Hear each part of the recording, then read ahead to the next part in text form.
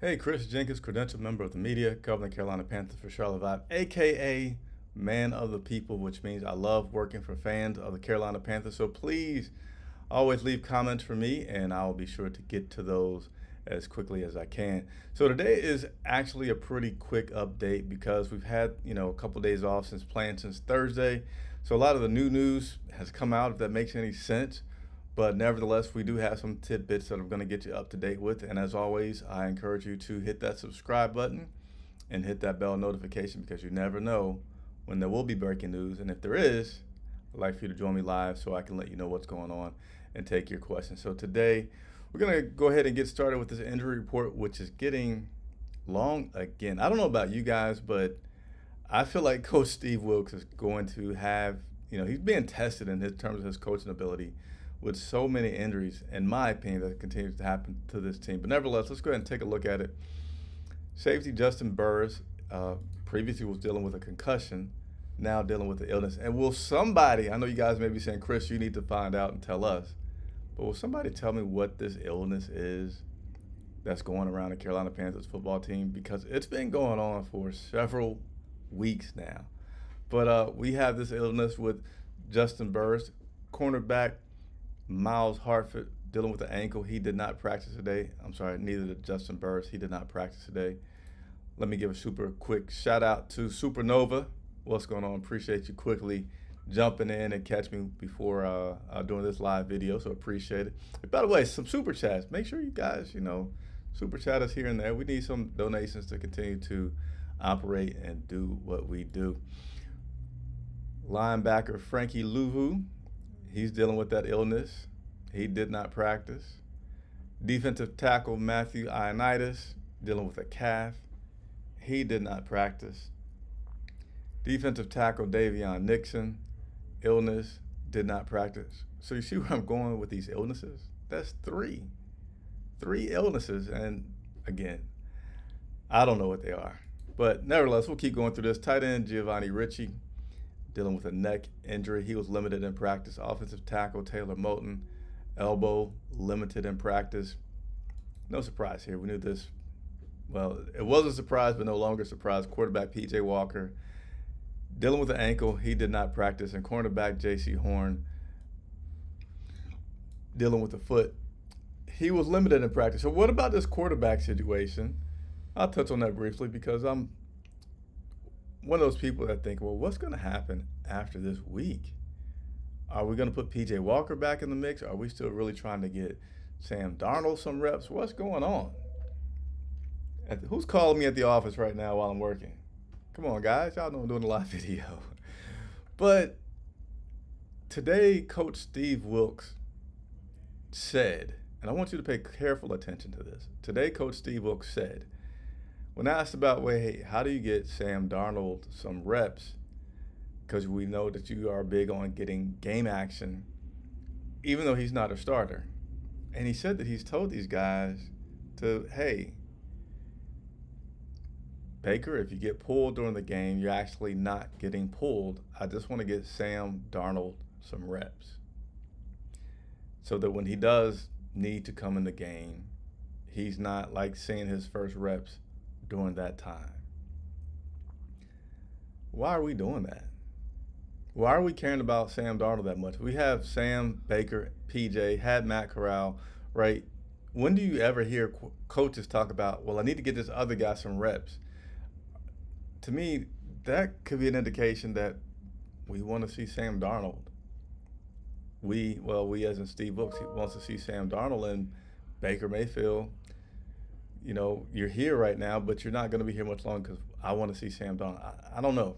Maybe he just wants to see Sam just in case because as a head coach, he's never seen Sam out there. I'm just trying to think about this while I talk to you all, but I don't like it.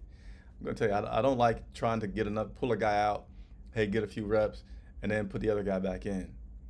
We just don't need that kind of inconsistency at our quarterback position. We need, we all know that the season, who knows what's going to happen next year with head coaches and et cetera. But just for this year, for competitiveness sake, can we keep one quarterback? Sorry to rant, but that's just my opinion. I wanted to break that down. get that information to you.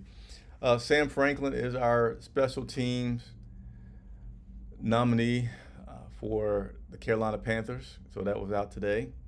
Been doing extremely good as our special teams guy. So we'll see how that works out. I'll continue to keep you all abreast on the special teams. I'm sorry, not the special teams, but the Pro Bowl selections so far. What else I got here for you? Coach talked about Terrace Marshall continuing to just grow in confidence is the reason why he feels like he's doing better. Even though he only had one catch last week, it was a heck of a catch. It was a heck of an effort after the catch to continue to get the ball, get yardage after the catch. So I like that. Definitely be approaching Terrace to get him on the show soon. So just look out for that. Want to let you know about that. And then Jeremy Chinn. So Jeremy Chinn was not listed on this injury report that I showed you here. You'll notice Jeremy Chinn is not listed there. The reason he's not listed is because he's not active yet. So you don't have to say anything about a guy that's not active. It's just like there's not going to be an injury report on, you guys love him, Matt Corral, because he's still not on the active roster yet. But he said Chinn is continuing to make progress. He did some things limited today, and he's hopeful. We'll continue to wait and see on how that goes in terms of Jeremy Chinn getting back into action. Baker Mayfield talked to the media today, and I'm here right now just to give you the highlights from all the talking that went on today. Baker didn't talk about, I won't say he didn't talk about much, but one of the things that he did talk about was that headbutt that we all saw that went viral after the game. He's headbutting guys with no helmet on. He said, hey, that's a good headbutt can go a long way. I guess that's in terms of like firing people up, right? Even though, how does it go a long way, Baker, when it's after the game? Or was it before the game? I guess it might have been, I don't know. Maybe I should have found that out before I opened my mouth and started talking about it. If it was before the game, I could see where that could go. If it's after the game, well, maybe he's just doing his alpha male thing, letting people know that, hey, I'm still tough. When I come in here and I have a chance to lead this team as my team because I'm the quarterback, know that your boy is tough, and respect when I'm yelling at you that you need to work hard. Maybe. But he did mention that. Has some familiarity with this with this Baltimore Ravens team because he played with Cleveland where they would go against the Ravens. Says they're a tough unit. Coach Well has different coordinator, but those guys, just their rosters always very good on the defensive side, particularly against the rush, and just something that's going to be a challenge for this Carolina Panthers team this weekend. Make sure that you are subscribed because on Sunday, I'll get you ready for the matchup. I'll go much more in depth about the Ravens personnel and the Panthers and interesting facts and things like that to get you ready to watch the game. So please be sure to check that out. Rodney's telling me that it was after the game that he headbutted people. Yeah, I mean, I wasn't there today to ask, how does it go a long way? But nevertheless, and he also Baker Mayfield spoke about the fact that the quarterback room has been a pretty good room, and they all cheer for one another when somebody's up. That's just their job. That's just the nature of the business right now.